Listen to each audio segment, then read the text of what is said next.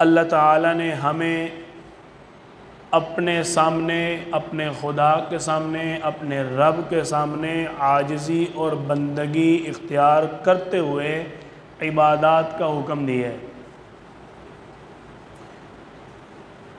وہ عبادات کبھی تو نماز کی صورت میں ہوتی ہے، وہ عبادات کبھی تو روزے کی صورت میں ہوتی ہیں، وہ عبادات کبھی زکوٰۃ اور حج کی صورت میں ہوتی ہیں، اور کبھی تسلسل کے ساتھ وہ عبادات قربانی اور عید کی صورت میں ہوتی ہے۔ اللہ تعالیٰ نے ہمیں یہ خصوصیت عطا فرمائی ہے کہ دنیا میں آنے سے لے کر دنیا سے جانے تک بندگی، عاجزی، اپنے رب کے سامنے جھکنا، عبادت کرنا، تسلسل عطا فرمایا ہے۔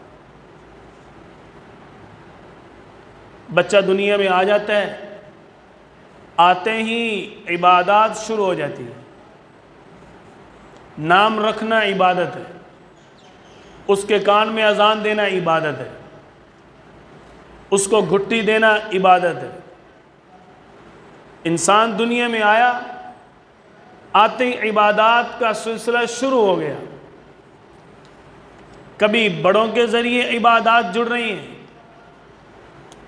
کہ باپ بیٹے کے لیے اچھی پرورش کا، اچھی تربیت کا، اس کی نابالغ عمر میں انتظام کرتا ہے، وہ عبادت ہے۔ اور کبھی یہی بچہ جوان ہو کر جب خود باپ بنتا ہے، نکاح کرتا ہے، وہ بھی عبادت ہے۔ اور جب انسان بوڑھا ہو جاتا ہے، بڑھاپے میں گیا، اڈھیل عمر، آخری وقت آیا، دنیا سے گیا، زندگی اور موت کی کشمکش میں ہے، اگر اللہ تعالیٰ سے اپنے گناہوں کی توبہ کر رہا ہے، وہ بھی عبادت ہے۔ اب انسان دنیا سے چلا گیا، سانس ختم ہو گئی، اب پھر اس کے لیے کفن دفن، غسل، ہر چیز، جنازے کا انتظامات، یہ سارے عبادت ہے۔ اللہ تعالیٰ کا شکر ہے، اللہ کریم ہم پر بڑا احسان ہے کہ اس نے تسلسل کے ساتھ ہمارے ساتھ تعلق رکھا ہے۔ ہم خود چھوڑ کے چلے جائیں وہ الگ بات ہے، اللہ تعالیٰ نے تسلسل کے ساتھ ہمیں اپنے ساتھ جڑنے کا حکم دیا ہے۔ کل ہم نے عید الاضحیٰ پڑھی، بحمد اللہ آج جمعہ کی نماز کے لیے پھر جمع ہے، تو یہ اللہ تعالیٰ کی طرف سے یہ سلسلہ چلتا ہے۔ انسان تو دنیا میں آیا ہی اللہ کی بندگی کے لیے۔ اللہ تعالیٰ نے جو سب سے پہلی سورت ہے، اس کی پہلی آیت الحمدللہ رب العالمین، اللہ تعالیٰ نے اپنے آپ کو رب فرمایا ہے، کیونکہ اللہ تعالیٰ تربیت کرنے والے ہیں، اور یقیناً جس کی تربیت کی جائے اور جس سے تربیت لی جائے، دونوں کا تعلق میں تسلسل ہو تو یہ کام ہوتا ہے۔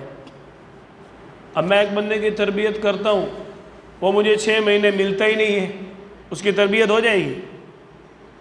تو رب العالمین، اللہ کریم جو سارے جہانوں کی تربیت کرنے والا، پالنے والا، پرورش کرنے والا، سنبھالنے والا، گویا کہ اللہ تعالیٰ یہ فرما رہے ہیں کہ تمہارے دنیا میں آنے سے لے کر جانے تک، جانے سے لے کر کائنات کے ختم ہونے تک تمہارا میرے ساتھ تعلق رہنا ہے، رابطہ رہنا ہے۔ اس کی مثال دیتا ہوں، اللہ تعالیٰ نے قرآن پاک میں سورۃ الزمر میں فرمایا ہے کہ یا عبادی، میرے بندے، جس کو بنایا اللہ تعالیٰ نے، جس کو چاہت اور محبت کی دعوت دی اللہ تعالیٰ نے، جس کے ساتھ تعلق جوڑا خود اللہ تعالیٰ نے، اس کو اللہ تعالیٰ اپنے سے دور ہونے دے، یہ نہیں ہو سکتا۔ تو یہ اللہ تعالیٰ کا ہم پر فضل ہے کہ ہم بارہا دفعہ اللہ کریم کی عبادات کے لیے جمع ہو جاتے ہیں۔ آج ہم کچھ بات کریں گے اپنے حالیہ دنوں کے بارے میں۔ آج عید الاضحیٰ کا دوسرا دن ہے۔ سب سے پہلی بات عرض کر دیتا ہوں، عید الاضحیٰ کے کل ایام 3 ہیں۔ 3 دن تک قربانی کی جا سکتی ہے۔ لِيَشْهَدُوا مَنَافِعَ لَهُمْ وَيَذْكُرُوا اسْمَ اللَّهِ فِي أَيَّامٍ مَّعْلُومَاتٍ۔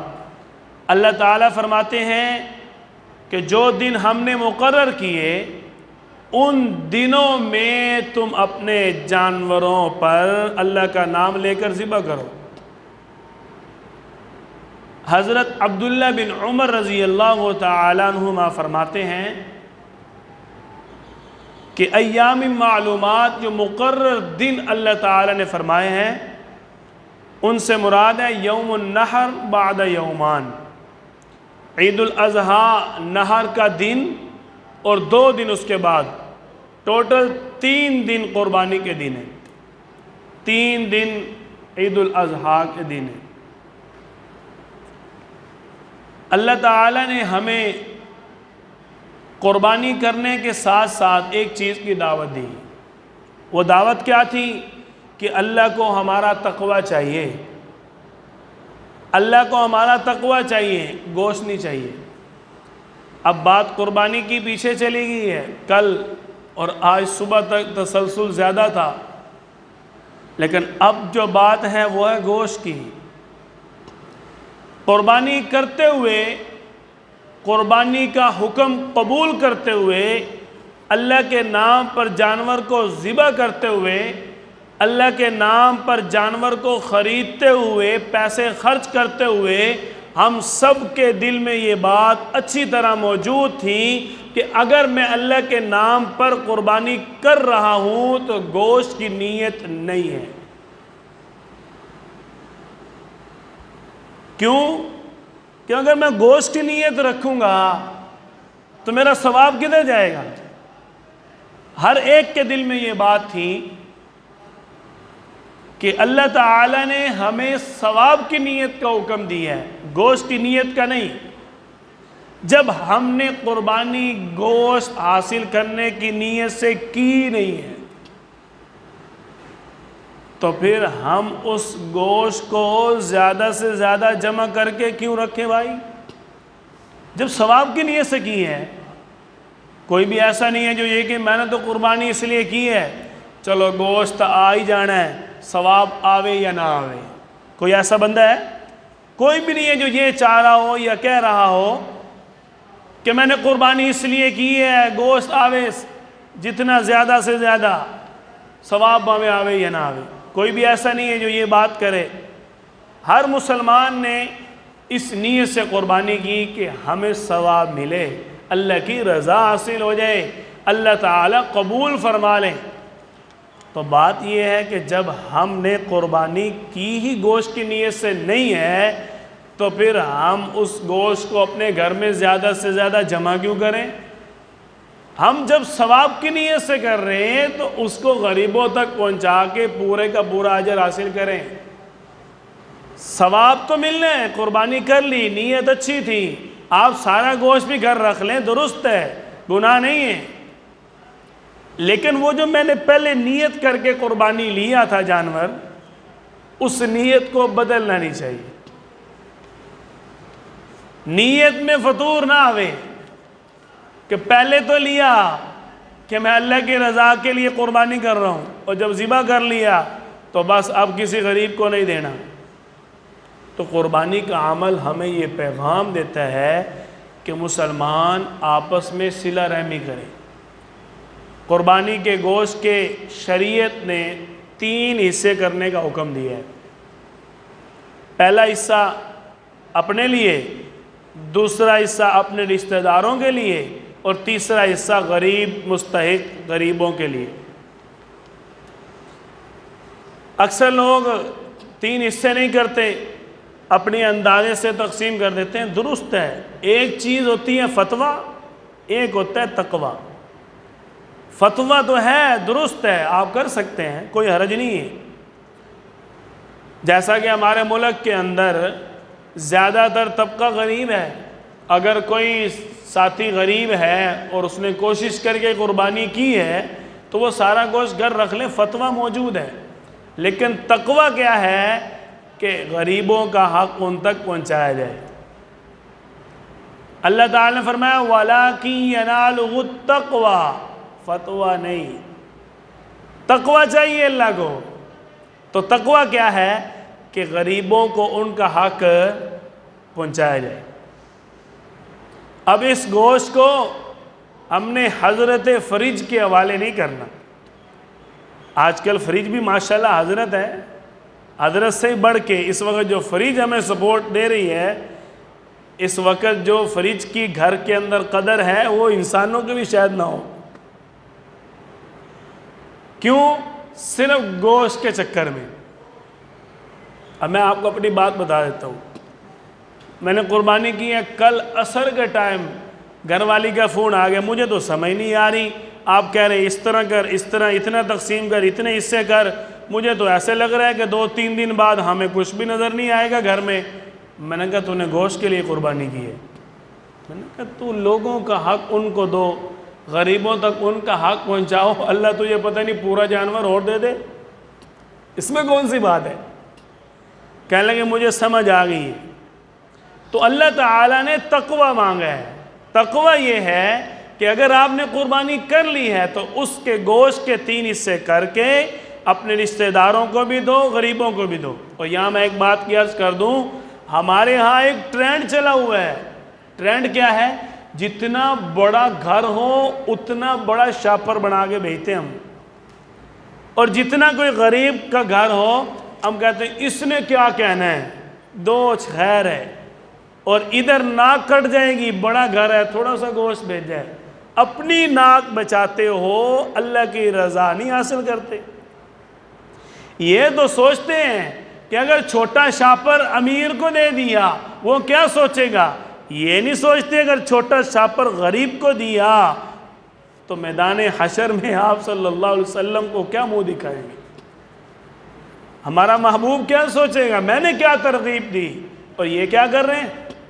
آپ صلی اللہ علیہ وسلم نے ابتدائے اسلام میں مسلمانوں کو حکم دیا کہ 3 دن سے زیادہ گوشت رکھنے کی گھر میں اجازت نہیں ہے. پھر چند دن بعد حضرت علی رضی اللہ تعالیٰ عنہ نے سوال کیا. آپ صلی اللہ علیہ وسلم نے چونکہ اجازت نہیں دی ہوئی تھی تو صحابہ تو پھر صحابہ تھے نا، آج کی تو ہماری طرح تو نہیں تھے نا. ہماری طرح تو یہ تھے وہ مولوی صاحب آ کے سارا گھر رکھ سکتے ہو جو واقعہ تو پھر سارے ثوابیں دے چاہیے. رکھ سکتے اور فضیلت میں فرق ہے، گنجائش اور فضیلت میں فرق ہوتا ہے. سارا گوشت رکھنے کی گنجائش ہے، فضیلت نہیں ہے. فضیلت ثواب اور تقوی اس میں ہے 3 حصے کر کے برابر تقسیم کرو. تو ہم نے فضیلت حاصل کرنے کے لیے قربانی کی نا، ہم نے کوئی اپنے لیے تو اپنی جان لڑانے کے لیے تو قربانی نہیں کی. تو جب یہ چیزیں ہم نے اللہ تعالیٰ کی رضا حاصل کرنے کے لیے کی ہیں تو ہمیں اللہ کی رضا پوری حاصل کرنی چاہیے.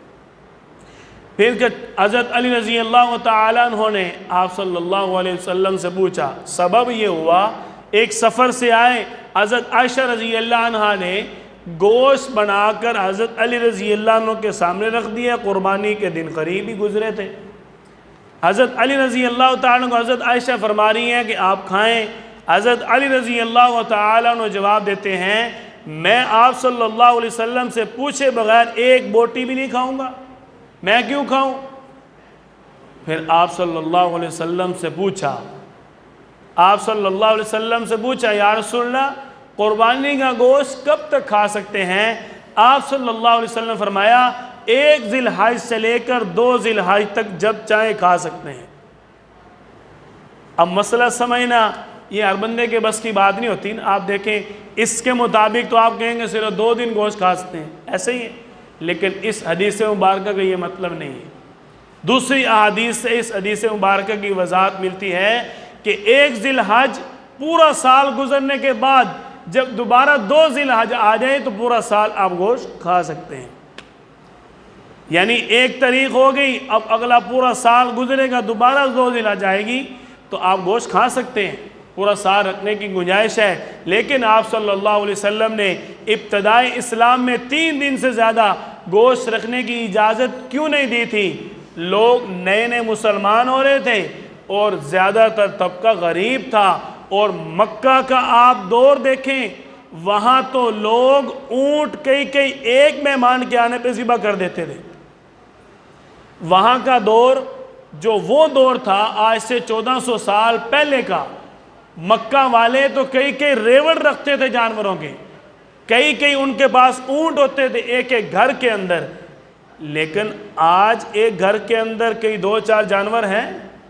اس کا مطلب یہ ہے اگر آپ صلی اللہ علیہ وسلم نے اس دور میں جہاں جانور عام ہوتے تھے لوگوں کو 3 دن سے زیادہ گوشت رکھنے کی اجازت نہیں دی تاکہ غریبوں کے گھروں تک جلدی گوشت پہنچ جائے اور زیادہ پہنچ جائے، تو یہاں جب یہی حکمت پائی جا رہی ہے کہ یہاں تو لوگوں کے پاس جانور بھی نہیں ہیں، غریب لوگ بھی زیادہ ہیں، تو پھر ہمیں زیادہ سے زیادہ اور جلد از جلد جو گوشت کو تقسیم کرنا چاہیے.